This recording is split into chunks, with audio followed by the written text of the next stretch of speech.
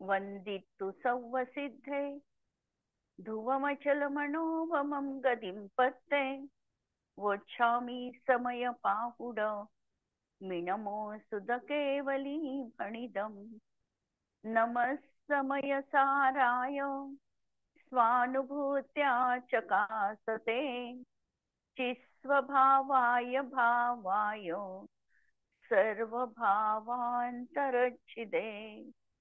अंतिम शासन नायक 1008 भगवान महावीर स्वामी की जय। द्वादशांग श्रुत देवी की जय। स्वाध्याय कक्ष संपेपर्यंत आपणा सर्वांना चतुर्विध आहाराचा त्याग असणार आहे। समयसार ग्रंथ आपण बघतो आहे आणि 47 शक्तींचं प्रकरण आमचं सुरू आहे। 47 शक्तींमध्ये आम्ही ह्या ज्या आत्ताच्या 6 शक्ती मागच्या बघितल्या, त्याच्यामध्ये पहिली शक्ती होती भाव शक्ती, नंतर दुसरी शक्ती बघितली अभाव शक्ती, तिसरी शक्ती बघितली भाव अभाव शक्ती, चौथी अभाव भाव शक्ती, पाचवी भाव भाव शक्ती आणि 6वी शक्ती पाहिली अभाव अभाव शक्ती। या 6 शक्ती थोडक्यामध्ये जर आम्हाला त्या सांगायच्या असतील तर आम्ही कशा सांगू शकतो हे पहा सारांश रूपाने। सम्यक्त्व पर्याय वर्तमान विद्यमान आहे। समजा एखादा जीव सम्यक दृष्टी आहे, त्याच्या जीवनात सम्यक दर्शनाची पर्याय आत्ता विद्यमान आहे, तर ही विद्यमान आहे ही झाली भाव शक्ती। वर्तमान सम्यक्त्व पर्यायी पर्यायीमध्ये पूर्वीची मिथ्यात्व पर्याय अविद्यमान आहे किंवा भविष्यकालीन ज्या पर्यायी आहे या अविद्यमान आहे, ही झाली अभाव शक्ती। वर्तमान पर्यायीला आम्ही लक्ष केंद्रित केलं, या पर्यायीकडे बघत असताना त्याच्यामध्ये आधीच्या पर्यायी पण नाही आणि भविष्यकालीन पर्यायी पण नाही, समग्रतेने पाहिलं ही झाली अभाव शक्ती। तिसऱ्या शक्तीमध्ये पहिल्या समयात मिथ्यात्व होते, ते वर्तमानकाली अभाव रूप आहे किंवा वर्तमान सम्यक दर्शन पर्याय पुढच्या समयामध्ये अभाव रूप आहे, ही आहे भाव अभाव शक्ती। म्हणजे वर्तमान पर्याय बघायची, या वर्तमान पर्यायीमध्ये भविष्यकालीन पर्यायीचा अभाव आहे, ही भाव अभाव शक्ती।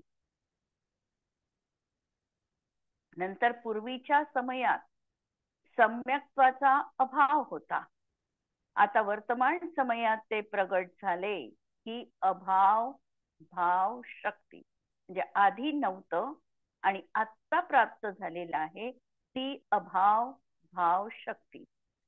आणि पाचवी शक्ती आहे श्रद्धा गुण नित्य आहे, हा श्रद्धा भाव रूप गुण असून वर्तमान सम्यक दर्शन प्राप्त झालं, ही त्या ठिकाणी भाव भाव शक्ती। म्हणजे श्रद्धा गुण आहे हा भाव द्रव्याचा स्वभाव आणि ती पर्याय प्रगट झाली, हा पर्यायी मधला भाव। आणि 6वं श्रद्धा गुणाच्या परिणमनामध्ये पराचं त्रिकाली अभाव आहे आणि वर्तमान पर्यायीमध्ये देखील त्याचा अभाव आहे, ही अभाव अभाव शक्ती। आणि हे सर्व 6ही धर्म आत्म्यामध्ये एका समयामध्ये आहे। अशा तऱ्हेने या शक्ती आपण बघितल्या। भाव अभाव शक्तीत प्राक अभाव अभाव भाव शक्तीमध्ये प्राक अभाव 4 जे आपण अभाव बघितलेले होते, प्राक भाव, प्रध्वंस अभाव, अन्योन्यभाव आणि अत्यंत अभाव। अत्यंत अभाव तर 2 द्रव्यांमध्ये आहे, त्यामुळे त्याला थोडं बाजूला करायचं आहे। पर्यायी स्वतःची पर्याय आणि स्वतःच्या द्रव्य याच्यामधल्या अभावाला प्रागभाव आणि प्रध्वंसाभाव म्हणतात। तर अभाव होता, पूर्वी अभाव होता आणि आता भाव प्रगट झाला, हा प्रागभाव। आणि भाव आणि अभावात म्हणजे पहिल्यांदा भाव होता आणि पुढच्या समयामध्ये त्याचा अभाव झाला, हा प्रध्वंसा भाव। या 2 भावांना आपण याही दृष्टिकोनातून सांगू शकतो। जसं आम्ही दुधाचं उदाहरण घेतलं, तर दूध आहे, तर दूध आहे आणि त्याच्यामध्ये दह्याचा अभाव आहे, म्हणजे पुढच्याचा अभाव। पुढे जी पर्याय प्रगट होणार आहे त्याचा अभाव आहे, हा प्रध्वंसा झाला. आणि प्रागभावामध्ये की पूर्वी त्याच्यामध्ये समजा दुधाचं उदाहरण नाही घेतले, माती होती आणि मातीतून घट निर्माण झाला, तर मातीमध्ये घटाचा अभाव आहे. म्हणजे पूर्वीच्या पर्यायीमध्ये नंतर वर्तमान होणाऱ्या पर्यायीचा जो अभाव तो प्रागभाव. आणि नंतर त्याची खापर झाली, फुटला घट, तर खापरांमध्ये जो अभाव घटाचा हा प्रध्वंसा भाव. अशा तऱ्हेने हे अभाव आहे. आणि अत्यंत अभाव हा दोन द्रव्यांमध्ये असणार आहे. इव्हन परमाणू देखील पृथक द्रव्य असल्यामुळे त्यांच्या एक परमाणूचा दुसऱ्या परमाणूमध्ये अभाव आहे. आणि अन्योन्य भावामध्ये दोन पुद्गलाच्या स्कंधरूप पर्यायींमधला अभाव बघितलेला आहे. दोन पुद्गल द्रव्याच्या स्कंधरूप पर्यायी बघायच्या. म्हणजे समजा आम्ही पुस्तक पाहिलं आणि दुसरं पेन बघितलं, तर ह्या दोन पुद्गलाच्या वर्तमानकालीन दोन पर्यायी आहेत. तर पुस्तकाचा पेन मध्ये अभाव किंवा पेनचा पुस्तकामध्ये अभाव या स्कंधरूप पर्यायी आहे आणि यांचा एकमेकांमध्ये अभाव आहे, हा अन्योन्य भाव आहे. आणि म्हणून अन्योन्य अभाव फक्त पुद्गलामध्येच घटित होतो, इतर कोणत्याही द्रव्यामध्ये तो घटित होत नाही. भाव अभाव शक्तीत विद्यमान पर्यायीचा पुढच्या समयात व्यय आहे हे सांगितलेले आहे. आणि अभाव भाव शक्तीमध्ये आज पर्याय ती विद्यमान नाही, पण भविष्यामध्ये विद्यमानता संभवते ही गोष्ट सांगितली.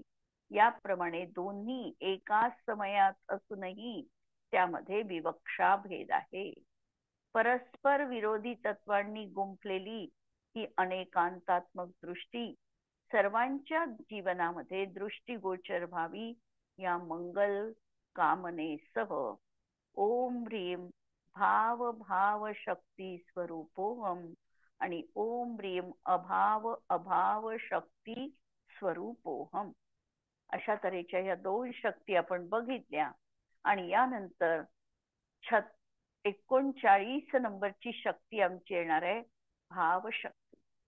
आत्ताच्या ज्या भावशक्ती सांगितल्या त्यापेक्षा ही भावशक्ती वेगळी आहे. मग तुम्ही म्हणाल नाव का समान दिलं? कारण आचार्यांना अणगिणच सांगायचं आहे, सांगण्याचं तत्व मोठं आहे आणि शब्द मर्यादित आहे. म्हणून कधी कधी त्या शब्दांचा वापर करून आचार्यांना आपली गोष्ट सांगावी लागते. तर ही अशी भावशक्ती, याला सांगितलं कारकानुगत क्रिया निष्क्रांत भवन मात्रमयी भावशक्ती. कारकांमध्ये षटकारकांमध्ये जी क्रियारूप निष्क्रांत होणारी जी भवनरूप शक्ती आहे ती आहे भावशक्ती. म्हणजे प्रत्येक कार्य होत असताना स्वतंत्र रीतीने त्याच द्रव्याचे षटकारक आम्हाला बघावे लागतात. तर त्या द्रव्याचा जो स्वभाव आहे तो त्याच्यात विद्यमान असला तर त्या ठिकाणी षटकारकांची क्रिया घडते. आणि म्हणून ही शक्ती अशी षटकारकांना स्वतःमध्ये सामावून घेणारी किंवा कारकांमध्ये अनुगत होणारी अशी जी क्रिया आहे त्याला दाखविणारी ही भावशक्ती आहे. रे आत्मन, तू नित्य निर्मल षटकारक कृपाने अभेद रूप परिणमित होत आहे. प्रति समय हा आत्मा त्रिकाली ध्रुवाचं अवलंबन घेऊन आपल्या या स्वभावरूप षटकारक रूपानी अभेद रूपानी परिणमित होत आहे. पण त्या षटकारकात जर तू अडकलास तरीही अनुभव नाही. जर मी एक वाक्य म्हटलं की आत्म्याने आत्म्याला, आत्म्यासाठी, आत्म्यापासून, आत्म्याच्याच अधिकरणामध्ये आणि आत्मद्वाराच बघितले किंवा अनुभवले, असं जरी षटकारकांचं अभेद स्वभाव एकाच द्रव्यामधलं षटकारक म्हणजे कर्ताही आत्मा, कर्मही आत्म, कशानीच स्वतःनीच म्हणून करणही आत्मा, कुणासाठी ही क्रिया समर्पित केली तर संप्रदान स्वतःच कुणापासून उत्पन्न झाली, अपादान पण आत्मा, आणि अधिकरण काय त्याचं, तर आत्माच. असा षटकारक रूपाने अभेद संबंध आम्ही एक द्रव्याश्रित त्या ठिकाणी कथन करत असू किंवा वाणीनी सांगत असू, तर आचार्य सांगतात तू या भेदाच्या विकल्पात अडकलेला आहे. सांगत आहे अभेद, पण आचार्य सांगतात हा क्रिया कर्ता कर्म हा देखील भेद तुझ्या आता अनुभवाच्या प्रांतामध्ये बाधा ठरणार आहे. अनुभव तर हा असा केवळ स्वाश्रित कशाचही विकल्प न करता असणार आहे. शेवटी आमच्या शब्दांना मर्यादा आहे. आम्हाला अभेद सांगायचा आहे, पण अभेदही आम्हाला अशा तऱ्हेने वाणीनीच दाखवावा लागतो, सांगावा लागतो. परंतु आम्हाला त्याला गौण करून अनुभूतीला प्रधानता द्यायची आहे. म्हणून या ठिकाणी सांगितलं की तू षटकारकामध्ये जरी अडकलास तरीही तू अनुभवामध्ये नाही. जसं एखादी व्यक्ती आहे आणि ती झोपलेली आहे, तिला समोरच्यानी विचारलं की तू जागी आहे की झोपली आहे, आणि ती म्हणेल की मी झोपली आहे. जर त्या व्यक्तीने झोपली आहे असं जरी उत्तर ती देत असेल तरी याचा अर्थ सरळ आहे की ती जागी आहे, ती झोपलेली नाही. आणि म्हणून जागी आहे किंवा झोपली आहे असं म्हणत असतानाही ती त्या वचनात अडकली आणि म्हणून ती झोपेत नाही. त्याप्रमाणे एखादी व्यक्ती आत्मानुभव करत असेल, ध्यानामध्ये लीन बसलेली आहे, आणि तिला कुणी प्रश्न विचारला तू काय करते आहेस, तिचं उत्तर आलं की मी ध्यान करते आहे, मी सामायिक करते आहे, तर समजायचं तिला आत्ता या क्षणी अनुभव नाही. ती अजूनही वचनामध्ये आहे, विकल्पात आहे. जर ती निरुत्तर झाली आणि स्वतःमध्येच जर ती तल्लीन असेल, ऐकूनही न ऐकल्यासारखं म्हणजे ऍक्च्युअल मध्ये काहीही प्रतिक्रिया न देता ती एकदम स्वभाव सन्मुख असेल, तर मग खऱ्या अर्थाने त्या ठिकाणी तिचा अनुभव आहे. ते खरं तिचं सामायिक आहे. पण आम्ही ऐकतो आहे, पाहतो आहे, तर आमची ती व्यवहार भूमिका आहे. अजूनही अनुभूतीच्या प्रांतात आमचा प्रवेश झाला नाही हे समजायचं. हातात माळ जपतो आहे आम्ही, इकडे अभिषेक बघतो आहे, आणि अभिषेक बघण्याची क्रिया सुरू आहे, याचा अर्थ आमचं ध्यान अजून साधल्या गेलेलं नाही. ज्या समयात साधल्या गेलं असेल त्या समयात आम्हाला कुठलाही विकल्प राहणार नाही. शास्त्र स्वाध्यायासाठी आम्ही बसलो आहे, आणि कोण येतं कोण जात या विकल्पात असू तर अजूनही अध्ययन पूर्णतेला पोचायचं आहे. एवढी तल्लीनता, एकरूपता इथे अभिप्रेत आहे. म्हणून हा अडकला जर तर अनुभव नाही, केवळ एक वेळ तू हे भाव भासनाचे संस्कार जागृत कर. तुझी स्वतंत्रता बघ, तुझा न्यायक स्वभाव कारकांवरही अवलंबून नाही. भेदाच्या माध्यमातून आचार्यांनी समजून सांगण्याचं कार्य केलं. हे कार्य केल्यानंतर आम्ही बघितलं की 415 गाथा कुंद आचार्यांनी सांगितल्या, आणि त्यावर अमृतचंद्र आचार्यांनी शेवटचे उपसंहाराचे श्लोक लिहिले. आणि आचार्य स्वयं सांगतात आहे, अमृतचंद्र आचार्य, की आता अलम जल्पैही अलम विकल्पैही, विकल्प पुरे झाले, जल्प पुरे झाला, आणि तू आता ज्या भेदविज्ञानाच्या कसोटीच्या माध्यमातून अंतर्मुख तुला व्हायचं आहे तिथे दृष्टी एकाग्र कर, तर तुला आत्म्याची अनुभूती होईल. म्हणून अशी ही स्वतंत्रता आमच्या आत्मतत्वाची बघायची आहे. आत्मा ज्ञान लक्षणाने प्रसिद्ध आहे. आत्मेचं लक्षण ज्ञान स्वभावी आहे, हे त्याचं व्यवच्छेदक लक्षण आहे. म्हणजे कोणत्याही तऱ्हेने या लक्षणाला दूषण लागत नाही. अव्याप्ती, अतिव्याप्ती किंवा असंभवी दोष या लक्षणामध्ये येत नाही. म्हणून आत्मा ज्ञान दर्शन चैतन्यमय आहे हे त्याचं लक्षण अति प्रसिद्ध आहे किंवा अबाधित आहे. पण एकांततः तो ज्ञानरूप नाही. पण जर आम्ही म्हटलं की केवळ एकच गुण आहे ज्ञान गुण, तर असा एकांत त्या ठिकाणी लावायचा नाही. कारण ज्ञान गुणाला प्रधानता देऊन ज्यामध्ये अनंत गुणधर्म समाविष्ट आहे असा हा आमचा ज्ञायोग स्वभावी आत्मा आम्हाला अभिप्रेत आहे. कथन ज्ञानाच्या माध्यमातून करावं लागणार आहे, कारण ज्ञानच सांगणार आहे, ज्ञानच दाखविणार आहे, म्हणून त्याच्या माध्यमातून कथन होणार आहे. पण केवळ ज्ञान स्वतःलाच दाखवत नाही, ज्ञानासोबत त्यांनी दर्शनाचंही ज्ञान झालं, सुखाचंही ज्ञान त्याला झालं, म्हणजे सगळ्या गोष्टींचं त्याला ज्ञान झालं. म्हणजे अनंत गुणांचं ज्याच्यामध्ये गर्भितपणा आहे असा एक अभेद आत्मा, हे आहे आमचं वाच्यभूत आत्मा. म्हणून तो केवळ ज्ञानरूप नाही, अनंत शक्ती त्यात आहे आणि त्यातही भावशक्ती आहे. 33वी शक्ती पण ही भावशक्ती आहे. त्यात आणि यात फरक, त्यात वर्तमान अवस्था विद्यमान आहे हे दर्शविले. तर यामध्ये कर्ता कर्म आदी षटकारक रूप जी क्रिया आहे त्यांना रहित केवळ होणे रूप अशी ही भावशक्ती आहे.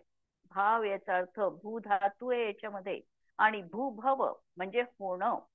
जसं आम्ही म्हटलं, आमची वाक्यरचना साधारणतः वर्तमान काळातली असली तरीही अपूर्ण वर्तमान काळातली नसते. जसं आम्ही म्हणेल की समोर पिंपळाचं झाड आहे म्हणत असताना हा वर्तमान काळ आहे.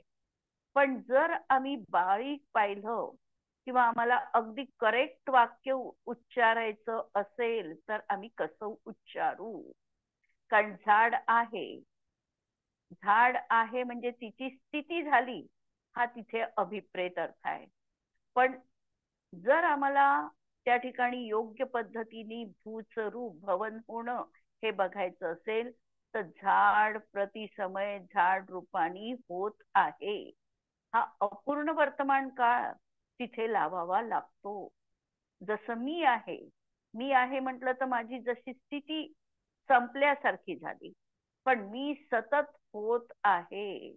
सतत पुस्तक रूपाने होत आहे, म्हणजे हे जे होणं आहे ही आहे भावशक्ती, ही आहे षटकारकातली भावशक्ती.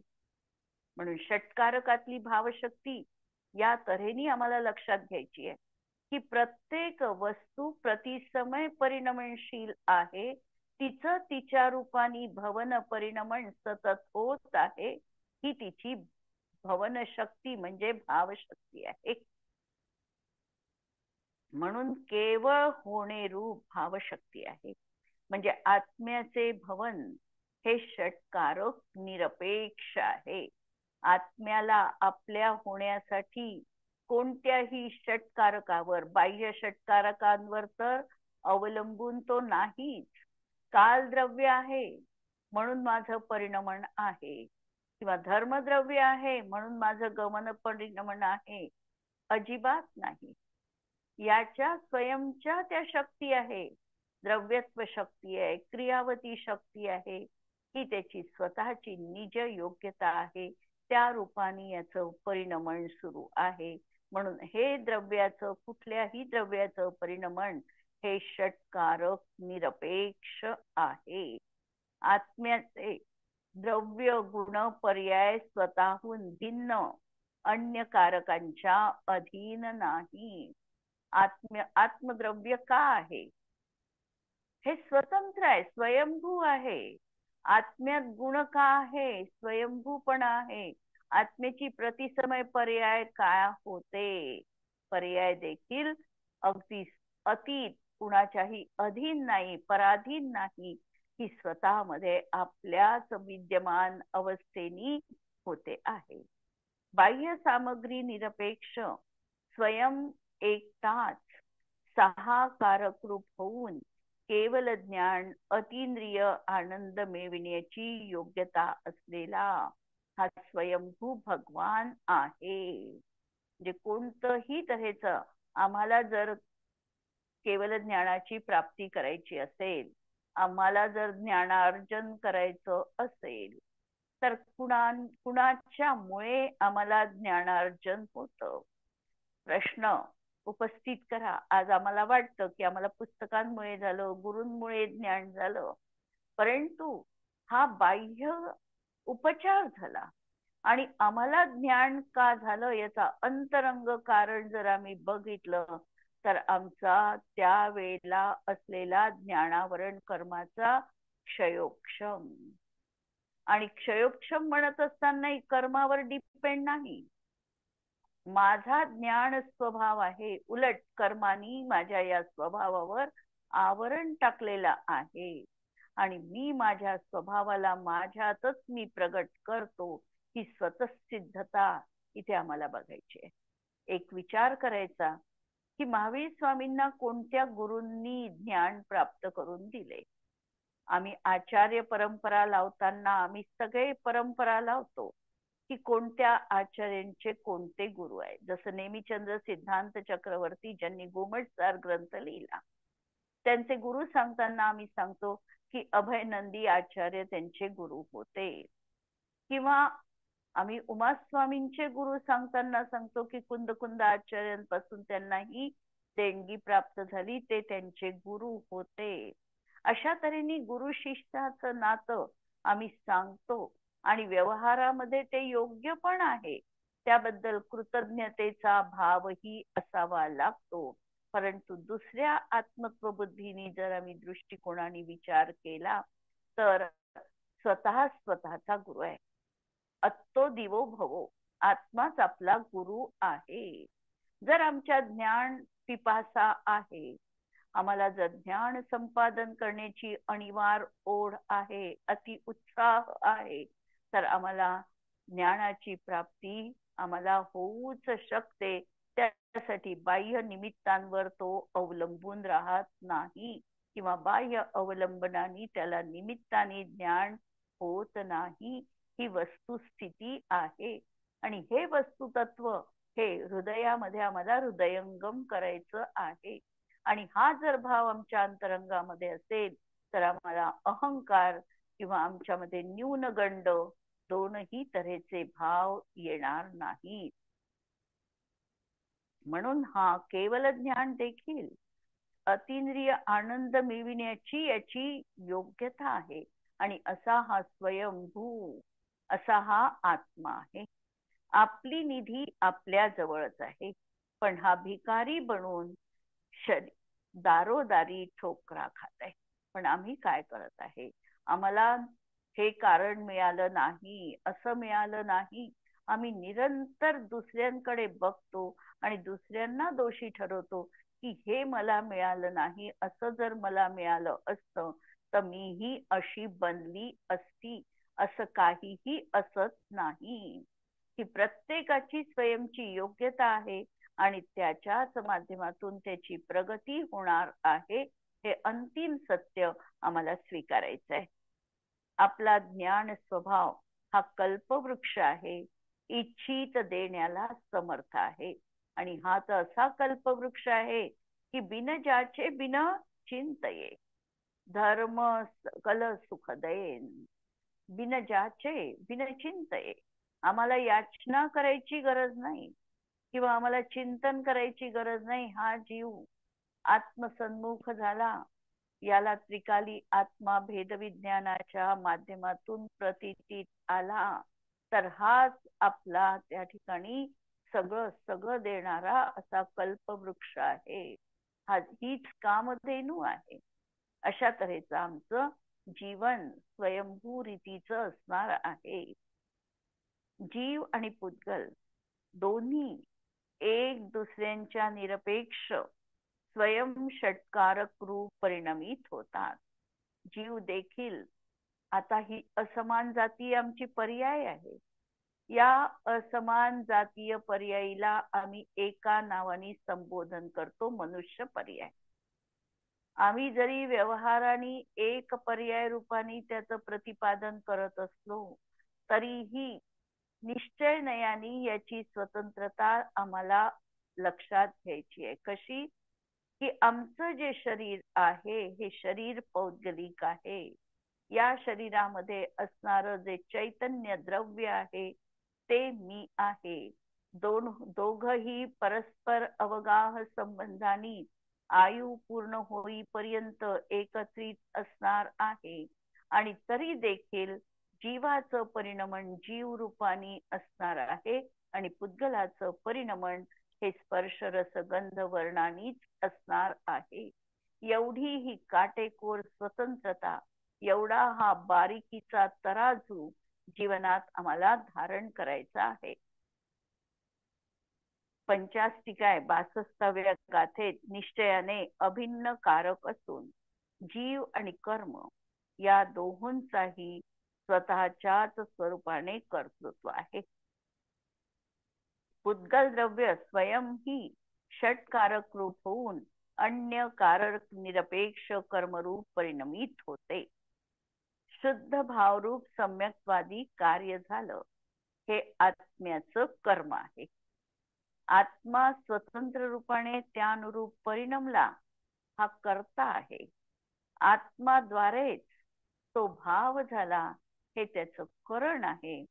आत्म्यासाठीच तो भाव प्रगट झाला किंवा समर्पित झाला हे त्याचं संप्रदान आहे, चतुर्थी विभक्ती. आत्म्यातूनच तो भाव उत्पन्न झाला हे त्याचं अपादान आहे आणि आत्म्याच्याच आधारे ते कार्य घडलं हे त्याचं अधिकरण आहे. हे षटकारक अभेद रूपाचे एक आत्मद्रव्यामध्ये बघितले. आणि या समयात जर आम्हाला शरीराचे षटकारक बघायचे असेल तर हे औदारिक शरीर जे आहे हे औदारिक शरीराचा कर्ता कोण? तर आहारक वर्गणा ही त्याचा कर्ता आहे.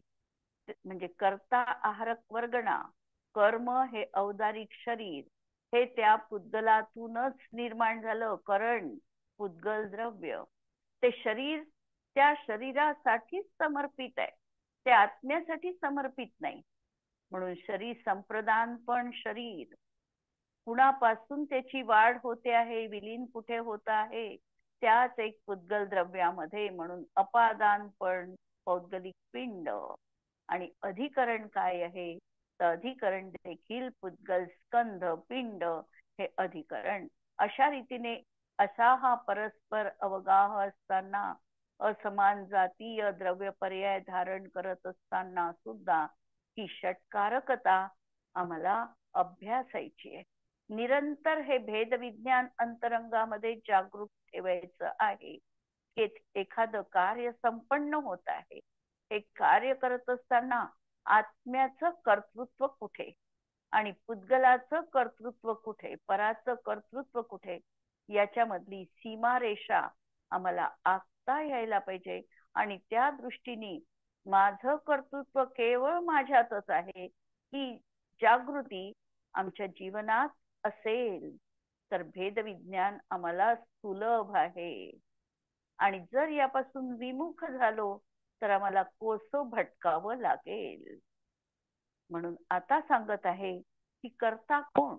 समयसार मध्ये सांगितलंय य परिणमती स कर्ता.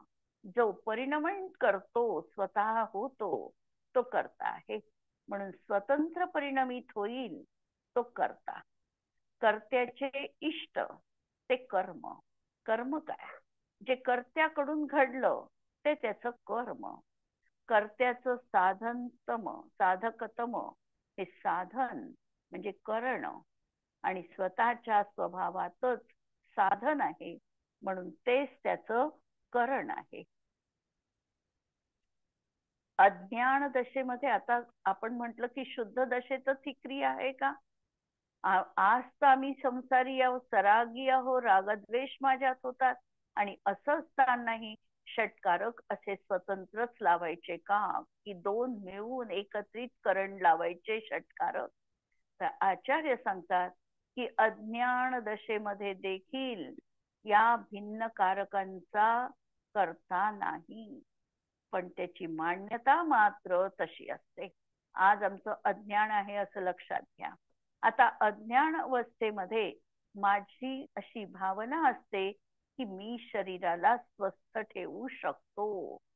ही जर माझी भावना असेल तर आपोआपच माझ्या जीवनामध्ये शरीराचं कर्तृत्व किंवा परव्यक्तीचं किंवा मी माझ्या मुलांना सुखी करेल किंवा मी माझं घर व्यवस्थित ठेवते, मी सगळं माझ्या घरामध्ये खूप चांगलं करते, ही भावना पराविषयी जेव्हा आहे तर हे आम्ही करू शकतो का? पहिला प्रश्न तर स्वतःला विचारायचा आहे की हे मी करू शकते का? उत्तर निश्चयाने येणार आहे की हे तू करू शकत नाही. मग आम्ही तर करतो, दिवसभर हेच करतो. मग काय सांगतात आहे की हे तू करतो आहे हीच तुझी चुकीची मान्यता आहे. आणि मान्यतेतच आम्ही पराचं कर्तृत्व घेतलेलं आहे. प्रत्यक्षात आम्ही पराचं कर्तृत्व घेऊ शकत नाही. फक्त मान्यतेत, अभिप्रायात आमच्या या पराचं कर्तृत्व घेऊन आम्ही कार्य करतो आहे. आणि जोपर्यंत हे कर्तृत्वाचं ओझ आम्ही वाहतो आहे तोपर्यंत मिथ्यात्व आमच्या जीवनात आहे. आणि एकदा का हे पराचं ओझ झुगारून दिलं आणि आम्ही हे स्वतंत्र रीतीने समजलो की मी माझंच करू शकतो, करण्यासाठी ना नाही परंतु मानण्यासाठी मात्र ना आहे. जोपर्यंत आमची भूमिका वरचीच होत नाही, त्या 7व्या 8व्या 9व्या गुणस्थानाला प्राप्त होत नाही तोपर्यंत कर्तृत्व आणि कर्तव्य याची सांगड आम्हाला जीवनात घालावी लागेल. कर्तृत्वालाही आम्हाला सोडता येत नाही आणि कर्तव्यालाही आम्हाला सोडता येत नाही. तर कर्तृत्वाला अभिप्रायातून सोडायचं आहे आणि कर्तव्याची पूर्ती करायची आहे. अशा रीतीने ही मान्यता जशी असते, ज्ञानी व ज्ञानी दशेतही तो स्वतः पराच्या कारकांचा करता नाही आणि त्याची तशी मान्यताही नसते. याप्रमाणे बंध मार्ग आणि मोक्ष मार्ग यामध्ये तो केवळ एकटाच आहे. बंध मार्गात म्हणजे संसार मार्गामध्ये देखील हा जीव एकटा आहे. एकत्वात्म्याची आराधना करणारा जीव पराशी संपृक्त होत नाही आणि पर्यायांनी संकीर्ण पण होत नाही. एक समय पर्यायी स्वीकारी परिणमन आहे, पण त्याचा तो आदर करत नाही. कर्ता परिणामी दरव कर्मरूप परिणाम की क्रिया परजय की फेरणी वस्तू एक त्रयनाम. एकच आहे परंतु याला 3 तऱ्हेने बघितलं म्हणून आम्ही 3 म्हणू शकतो. अशा या अभेद षटकारकांची अनुभूती सर्वांना यावी या मंगल कामनेसह ओम ह्रीम भाव शक्ती स्वरूपोहम या ठिकाणी आज आपण थांबू. हिनवाणी के ज्ञान ते सुझे लोकालो सो जिनवाणी मस्तक नमो सदा देत हो गो. नमो अरिहंताणम नमो सिद्धाणम नमो आयर्याणम नमो उज्छायाणम नमो लोये सवसाहुणम. सर्वांना जय जिनेंद्र.